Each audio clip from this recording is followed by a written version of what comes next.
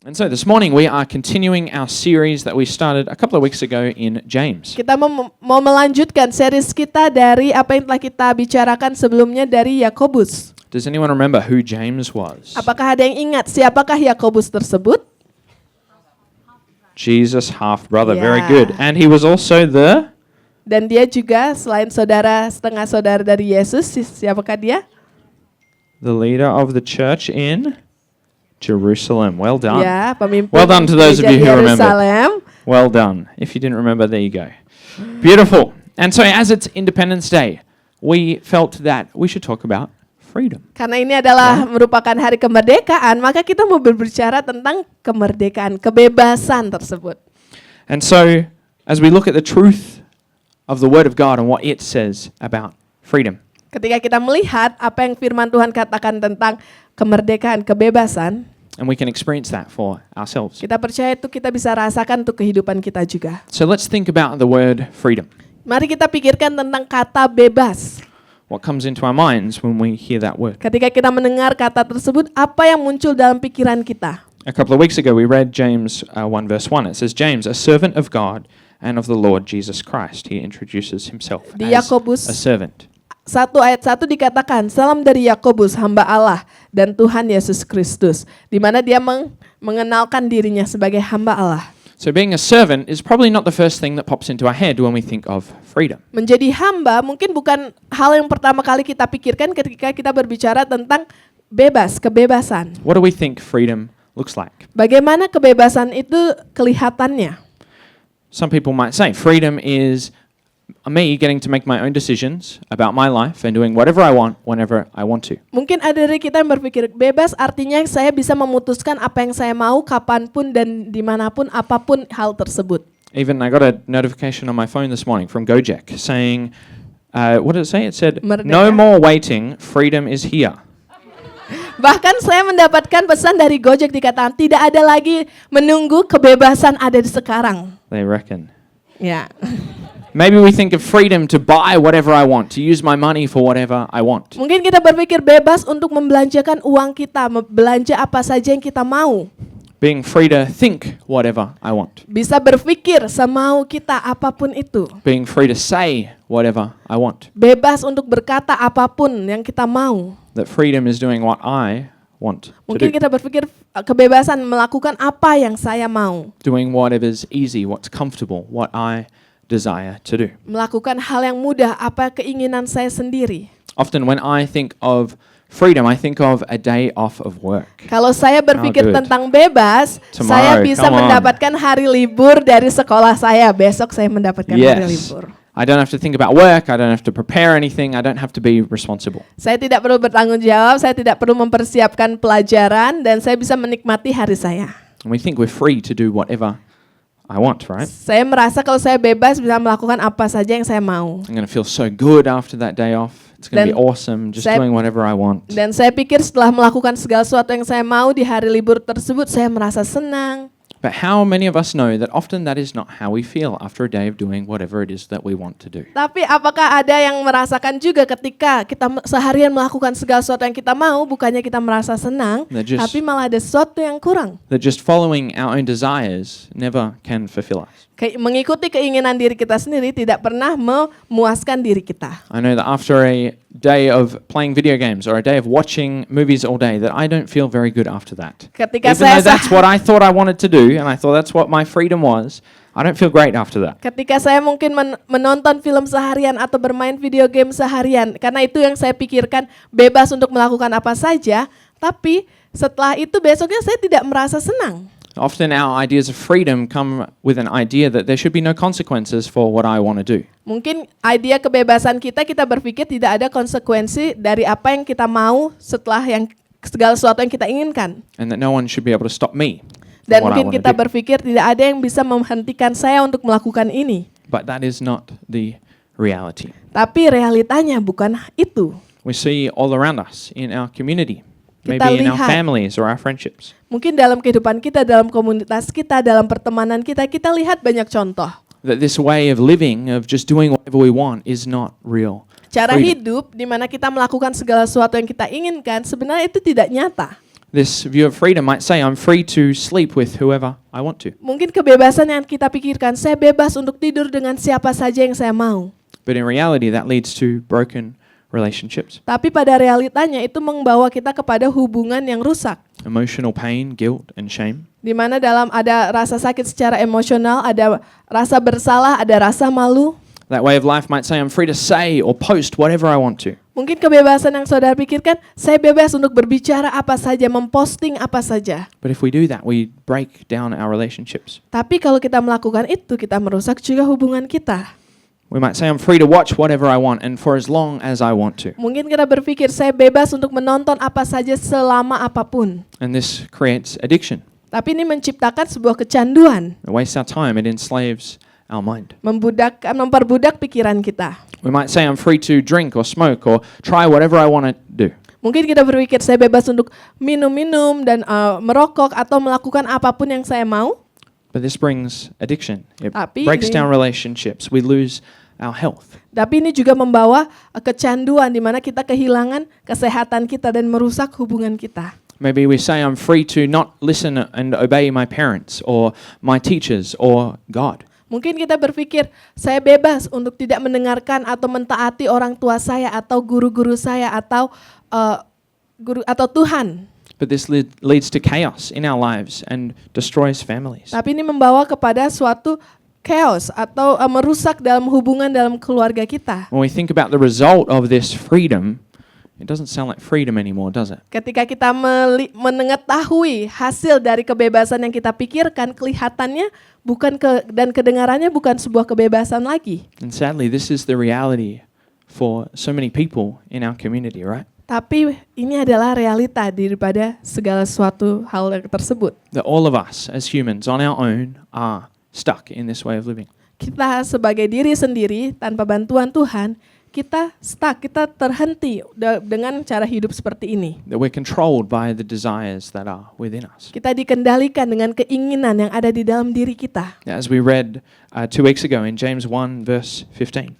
Ketika kita membaca Yakobus 1 ayat 15. Then after desire has conceived, it gives birth to sin.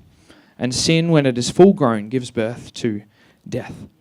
Dan apabila keinginan itu telah dibuahi, ia melahirkan dosa. Dan apabila dosa itu matang, ia melahirkan maut. That this way of living leads to one thing, Kehidupan yang kita inginkan sebelumnya membawa kita kepada satu hal, death. kematian. But there is hope. Tapi ada sebuah harapan. This life we live now is not just about what we do here on earth, but it's about eternity. Di mana kehidupan kita bukan tentang sesuatu apa saja yang ada di dunia ini, tetapi pada suatu kekekalan. And so often we as Christians fall into the world's way of thinking about freedom. Dan banyak dari kita yang Kristen jatuh kepada apa yang dunia pikirkan, bagaimana dunia memandang diri kita. Just like the way that I think about days off as just being a time to do whatever I want and relax. Sama seperti bagaimana saya memikirkan hari libur, melakukan apa yang saya mau dan relax saja. Maybe we can think I'm free, so if I go to church on a Sunday, I'm then free to do whatever I want for the rest of the week. Mungkin kita berpikir, oh saya sudah pergi ke gereja hari Minggu, setelah Minggu saya bebas mau melakukan apa saja. Or I'm free to just pray for what I want and then God will do it. Atau saya bebas mau berdoa apa saja dan Tuhan akan melakukan semuanya. But let's have a look at James 1 verse 22 to 25. Tapi mari kita lihat di Yakobus 1 ayat 22 sampai 25. James writes, "Do not merely listen to the word and so deceive yourselves. Do what it says. Anyone who listens to the word but does not do what it says is like someone who looks at his face in a mirror and after looking at himself goes away and immediately forgets what he looks like. But whoever looks intently into the perfect law that gives," what does it give? Freedom, "and continues in it, not forgetting what they've heard, but doing it, they will be blessed in what they do." Yakobus 1 ayat 22 sampai 25. Tetapi hendaklah kamu menjadi pelaku firman dan bukan hanya pendengar saja. Sebab jika demikian kamu menipu diri sendiri. Sebab jika seorang hanya mendengar firman saja dan tidak melakukannya, ia adalah seumpama seorang yang sedang mengamat-amati mukanya yang sebenarnya di depan cermin. Baru saja ia memandang dirinya, ia sudah pergi dan ia segera lupa bagaimana rupanya. Tetapi barang siapa meneliti hukum yang sempurna, yaitu hukum yang memerdekakan orang, dan ia bertekun di dalamnya, jadi bukan hanya mendengar atau melupakannya, tetapi sungguh-sungguh melakukannya, ia akan berbahagia oleh perbuatannya. A law that gives freedom. Hukum yang memberikan kebebasan, memerdekakan. Sounds like a contradiction a little bit, doesn't it? Kontradiksi, bukan? How can a law give freedom? Bagaimana hukum bisa memberikan kemerdekaan? How can something that restricts us from doing what we want to do give us freedom? Hal yang membatasi kita, memberikan kita kebebasan.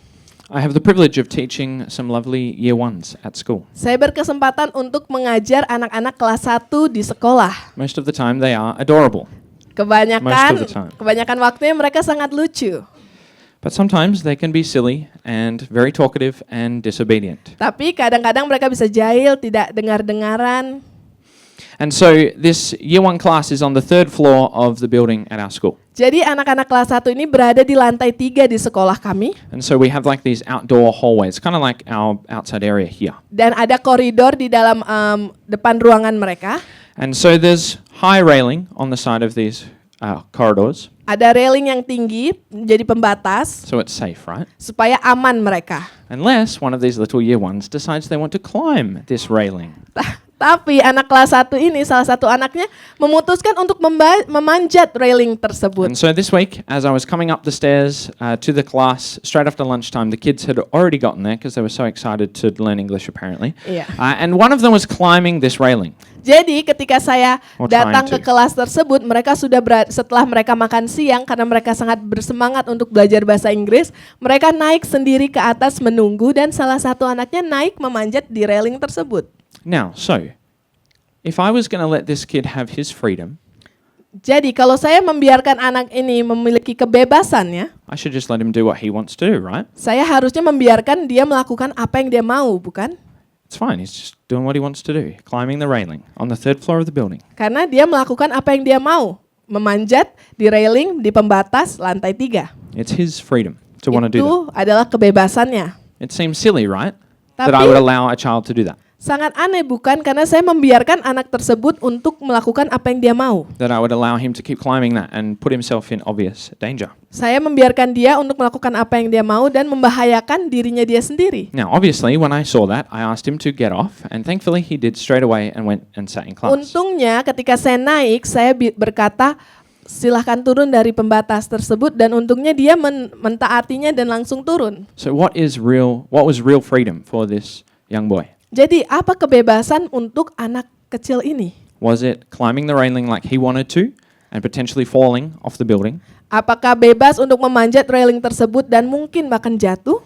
Or was it following what I asked him to do and continuing to be alive, right? Atau mengikuti apa yang saya katakan dan tetap hidup? In this case, the student trusted my wisdom about climbing on railings.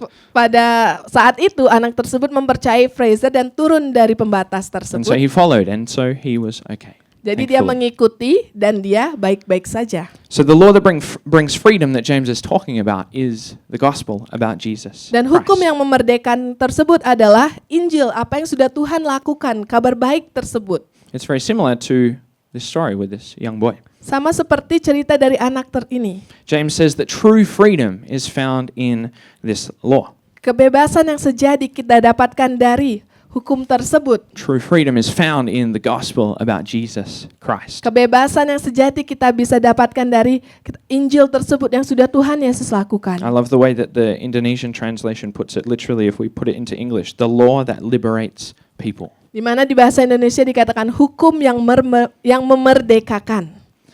Freedom cannot be found in this world. Di mana kebebasan sejati kita tidak bisa dapatkan di dunia ini. It can only be found in the gospel, the perfect law that brings freedom. Kita bisa dapatkan di Injil di mana Tuhan telah memberikannya melalui hukum Dia. The gospel says that because Jesus came to earth, Karena Yesus datang di dunia ini, lived a perfect life, hidup dengan sempurna, died, mati, and took our sin, mengambil semua dosa and then kita, rose again, lalu bangkit that kembali, we can have freedom because of what he's done. sehingga kita memiliki kebebasan dari karena apa yang telah dia lakukan. That we're not trapped by our own desires, that we're not stuck in the ways of this world. Kita tidak terjebak dengan keinginan kita sendiri atau yang dunia ini katakan. As Paul writes in Galatians 5 verse 1, it is for freedom that Christ has set us free. Stand firm then, and do not let yourselves be burdened again by a yoke of slavery. Di Galatia 5 ayat 1, supaya kita sungguh-sungguh merdeka. Kristus telah memerdekakan kita, karena itu berdirilah teguh, dan jangan mau lagi dikenakan kuk perhambaan. Because of Christ, we're free from slavery to the ways of the world. Karena Yesus Kristus kita bebas dari perbudakan dari dunia ini. That all these things, this idea of freedom, of just doing what I want, it looks really nice. Segala sesuatu keinginan, kebebasan yang kita pikirkan itu sangat baik bagi kita, kedengarannya sangat bagus. Maybe it makes us feel good for a little while. Mungkin kita merasa baik untuk beberapa saat. But in the end, what does it lead to? Tapi pada akhirnya membawa kita kemana? But because of the gospel, we're free from addiction. Tapi karena kabar baik, karena apa yang sudah Tuhan Yesus lakukan, kita bebas dari kecanduan. We're free from guilt and shame. Kita bebas dari rasa bersalah dan rasa malu. We're healed from emotional pain. Kita disembuhkan dari setiap rasa sakit emosional kita. We're free from anxiety and greed and Kita worry. kita bebas dari kekhawatiran, dari keserakahan, dari rasa khawatir. We're free from the fear of worrying about what other people think. Kita bebas dari apa yang orang lain pikirkan tentang kita. But what does this actually look like? Tapi bagaimana ini kelihatannya? Let's take a moment and think, what would more freedom look like in our lives? Mari kita ambil waktu dan berpikir, kebebasan apa yang kita mau? What would it look like if I was completely free of fear? Bagaimana kelihatannya kalau saya benar-benar bebas dari rasa takut? What would our lives look like? Bagaimana kehidupan kita? What would our lives look like if we were completely free from addictions? Bagaimana kelihatan kehidupan kita ketika kita bebas dari rasa kecanduan itu? What would our lives look like if we were completely free from guilt and shame? Bagaimana kehidupan kita ketika kita bebas dari rasa bersalah dan rasa malu itu?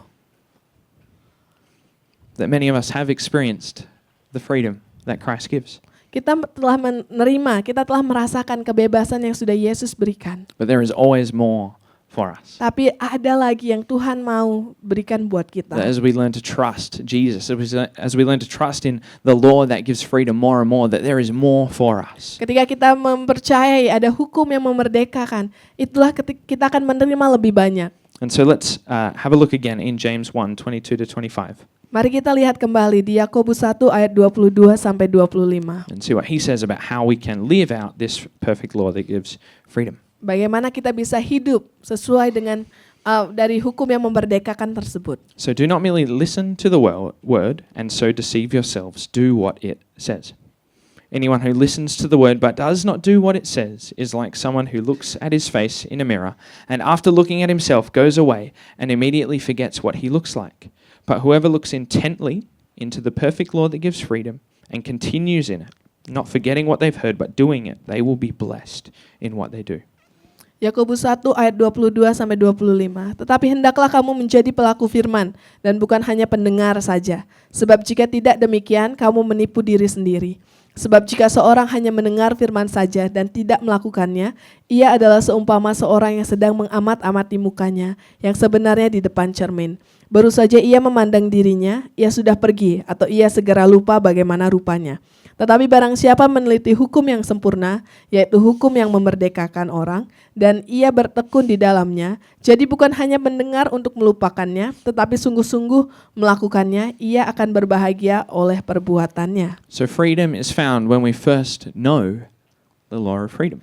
Kebebasan kita dapatkan ketika kita tahu hukum yang memerdekakan tersebut. Verse 25 talks about people who look intently at the law. Di mana ayat 25 kita benar-benar memahami, mengerti. To look intently means to be intentional. Harus intentional.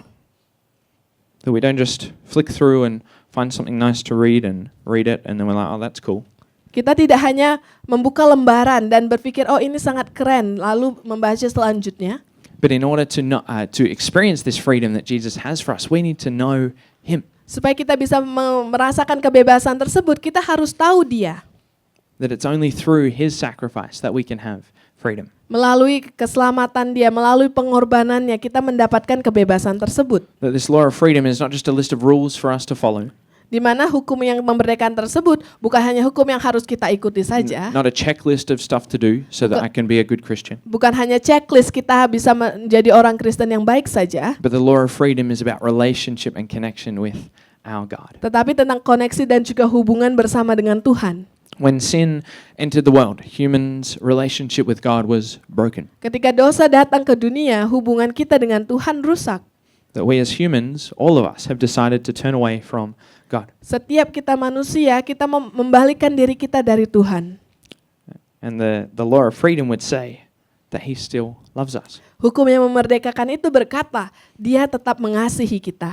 That He sent Jesus, His Son, to earth Dia mengirimkan Yesus anaknya ke dunia ini. to be a sacrifice so that we can have this freedom. Yang berkorban supaya kita bisa mendapatkan kebebasan tersebut. That He was betrayed, was beaten and abused. Dia dihianati, dilukai, dipukuli. He died hung on a wooden cross. Dia digantung di kayu salib, A death fit for the worst of criminals. di mana itu adalah hukuman mati buat setiap kriminal yang sangat buruk. But in that horrific death, He took our sin.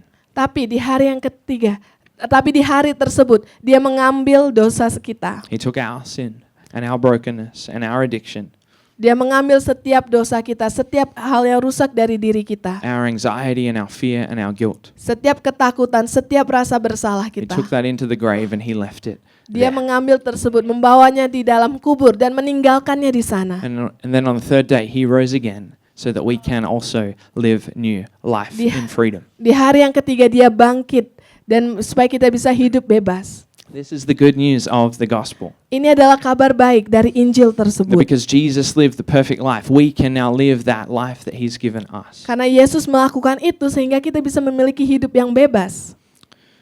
And so that is what we do as we know the law of freedom. Itu yang kita lakukan ketika kita tahu hukum yang memerdekakan tersebut. We know the gospel, what it says about us and what it says about Jesus. Kita tahu Injil tersebut, apa yang Yesus katakan tentang dirinya dan tentang kita. That the gospel means that we are loved, Di mana dikatakan kalau kita dikasihi, that we are never alone, kalau kita tidak pernah sendiri, that we are not overcome by fear, kita tidak dikalahkan oleh ketakutan kita. and that the gospel allows us to see the dangers of sin in our lives. Di mana Injil tersebut juga memberitahu kita apa hal-hal yang berbahaya dalam kehidupan kita. But as James says, it cannot stop with just knowing. Tapi seperti Yakobus katakan, tidak hanya kita tahu saja. James says we cannot just listen to the word of God, Kita tidak hanya mendengarkan firman Tuhan saja, but we must live in the law of freedom. tapi kita harus hidup dalam hukum yang memerdekakan tersebut. Verse 25 doesn't stop with saying looks intently, and that's it. But he says, and continues in it, not forgetting what they've heard, but doing it. Tapi tidak hanya mendengar atau membaca saja, tetapi melakukannya. As we talked about 2 weeks ago, that this is one of the central themes of the book of James. Ini adalah poin utama dalam kitab Yakobus tersebut. That it's not enough for us to simply know about the gospel or to simply know about Jesus, but we are called to live it.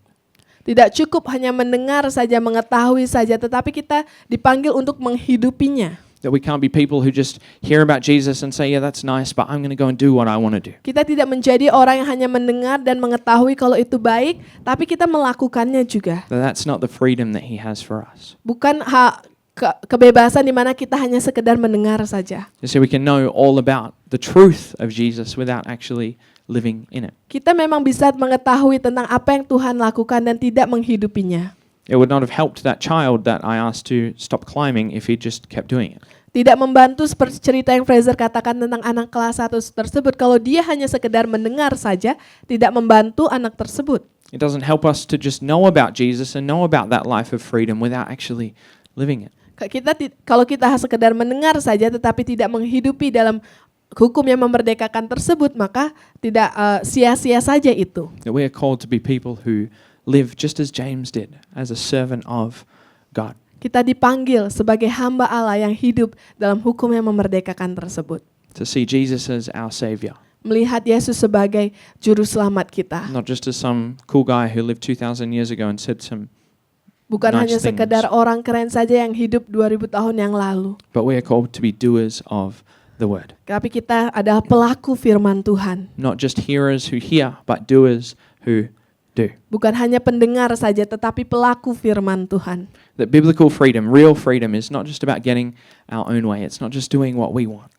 Kebebasan secara Alkitabiah bukan sekedar apa yang kita mau lakukan saja. But it's about being set free from the power that sin has on our lives. Tapi dibebaskan dari setiap dosa, setiap kuasa yang mencoba mengikat kita. That we are free to have relationship with God. Kita bebas untuk mendapatkan hubungan kita bersama dengan Tuhan. If we continue in the world's way of freedom, the more we continue in it, the more trapped we become. Kalau kita mengikuti kebebasan dari dunia ini, semakin terus kita mengikutinya, semakin kita terjebak. But as we continue to trust in the perfect law of freedom, we'll become more and more free. Tapi ketika kita percaya kepada hukum yang memerdekakan tersebut, kita akan benar-benar merdeka. The gospel brings freedom. Di mana Injil tersebut membawa kebebasan. So let's be people who know and live this law of freedom. Jadi mari kita menjadi umat Tuhan yang tahu, yang menghidupi kebebasan That we ini. don't just get excited and say, oh, that sounds really good, I'm going to try that, and then just forget about it. Kita bukan sekedar tahu dan mendengar saja dan bersemangat karena kita mengetahuinya, tapi melupakan setelah itu. But that we would be people who live out this law of freedom, who live in this freedom, who don't go back to old ways of living. Kita menjadi pelaku firman Tuhan yang tidak kembali kepada kehidupan lama kita. That we use our freedom to bless others, to show others this same freedom. Kita mempunyai kebebasan tersebut yang menunjukkan kasih tentang Tuhan dan membawa orang lain memiliki kebebasan juga. That we use this freedom to serve God, just as James talks about. Kita memakai kebebasan itu untuk melayani Tuhan, seperti apa yang Yakobus katakan.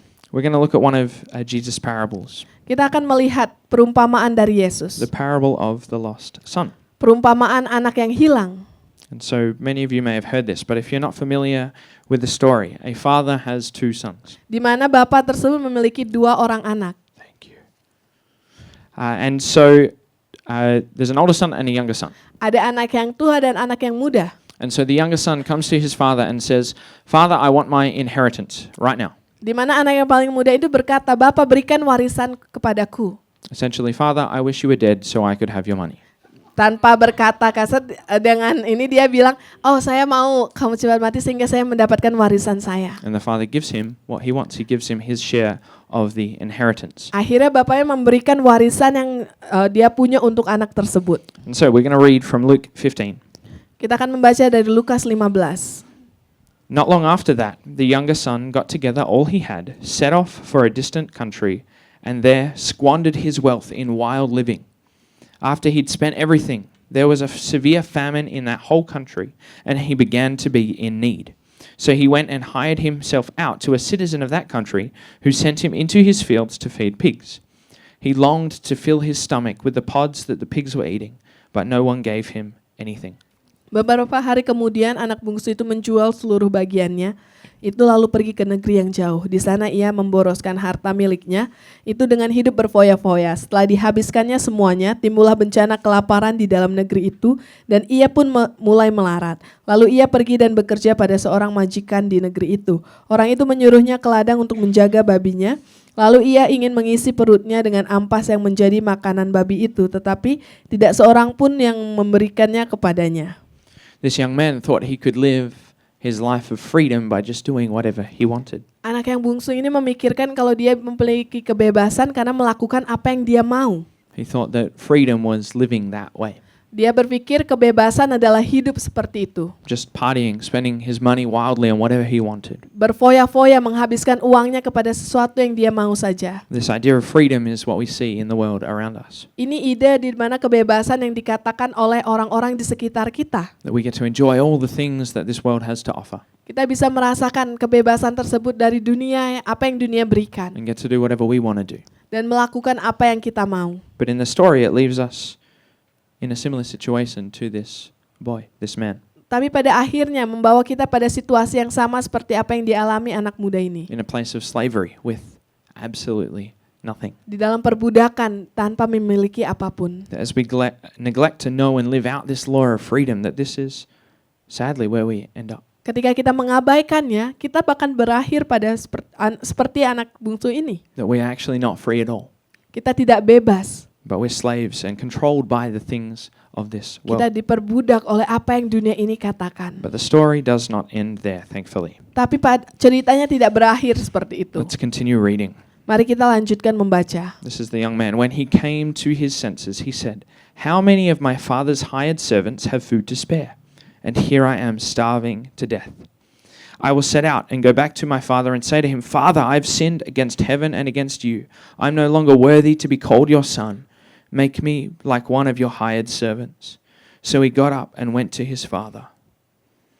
But while he was still a long way off, his father saw him and was filled with compassion for him. He ran to his son, threw his arms around him and kissed him. The son said to him, 'Father, I've sinned against heaven and against you. I'm no longer worthy to be called your son.' But the father said to his servants, 'Quick, bring the best robe and put it on him. Put a ring on his finger and sandals on his feet. Bring the fattened calf and kill it. Let's have a feast and celebrate. For this son of mine was dead and is alive again. He was lost and is found.' So they began to celebrate." Di dalam ayat 17 sampai 24, lalu ia menyadari keadaannya, katanya, "Betapa banyaknya orang upahan Bapakku yang berlimpah-limpah makanannya, tetapi aku di sini mati kelaparan. Aku akan bangkit dan pergi kepada Bapakku dan berkata kepadanya, 'Bapa, aku telah berdosa terhadap surga dan terhadap Bapa. Aku tidak layak lagi disebut anak Bapa. Jadikanlah aku sebagai salah satu upahan Bapa.' Maka bangkitlah ia dan pergi kepada bapaknya. Ketika ia masih jauh, ayahnya telah melihatnya. Lalu tergeraklah hatinya oleh belas kasihan. Ayahnya itu berlari mendapatkan dia, lalu merangkul dan mencium dia. Kata anak itu kepadanya, 'Bapa, aku telah berdosa terhadap surga dan terhadap Bapa. Aku tidak layak lagi disebut anak Bapa.' Tetapi ayah itu berkata kepada hamba-hambanya, 'Lekaslah bawa kemari jubah yang terbaik, pakaikanlah itu kepadanya dan kenakanlah cincin pada jarinya dan sepatu pada kakinya. Dan ambillah anak lembu tambun itu, sembelihlah dia dan marilah kita makan dan bersukacita, sebab anakku ini telah mati dan menjadi hidup kembali. Ia telah hilang dan didapat kembali.' Maka mulailah mereka bersukaria." This is the beautiful reality of the gospel. Ini adalah realita indah pada kitab Injil tersebut. The son, the one who took the father's money, Anak bungsu yang mengambil setiap uang dari bapaknya. the one who wasted it all, Dia yang berfoya-foya, the one who was doing whatever he wanted to do, melakukan apa yang dia mau, the one who lived a life that he thought was free, menghidupi sesuai dengan kebebasan yang dia pikirkan, the one who got himself into that place of feeding pigs, yang membawa dirinya kepada tempat di mana dia harus makan dari ampas babi tersebut. the one who thought he knew better. Salah satu orang yang berkata kalau dia tahu semuanya. But God, the Father, in this story, Tapi Bapa, Tuhan yang ada dalam cerita ini, responds with compassion meresponi dengan balas kasihan and love dan kasih and with arms open wide. dan tangan terbuka lebar. That no matter what that son had done, that the Father accepted him back with loving arms. Apapun yang anak itu lakukan, Tuhan Bapa tersebut masih tetap menerima dia. That this is the gospel of freedom. Dan ini adalah Injil tersebut, kabar baik tersebut. That as we come to the Father, that we are set free of what we've done in the past. Ketika kita datang kepada Bapa kita dibebaskan dari apa yang telah terjadi di masa lalu. That as we come to the Father, that we are set free into the future to live with Him. Ketika kita berjalan kepada Bapa kita dibebaskan, diberikan kebebasan tersebut. That as we return to Him, that He never judges. Ketika kita kembali kepada Dia tidak menghakimi kita. That He doesn't tell us how bad we've been. Dia tidak memberitahu seberapa buruk kita, But He accepts us with loving arms. tapi Dia menerima kita dengan kasih-Nya, dengan tangan yang terbuka. And this is His same response to each one of us. Dan ini panggilan buat kita, setiap kita. No matter how far away we've gone, Seberapa jauh kita pergi, no matter what way we've been living, bagaimanapun kehidupan kita. that as we come back to our Father, our loving Father, Ketika kita kembali kepada Bapa kita, that His arms are wide open with love. tangannya terbuka buat setiap kita. Let's all stand right now and take a moment to pray. Close our eyes. Mari kita bangkit berdiri, mengambil waktu untuk berdoa.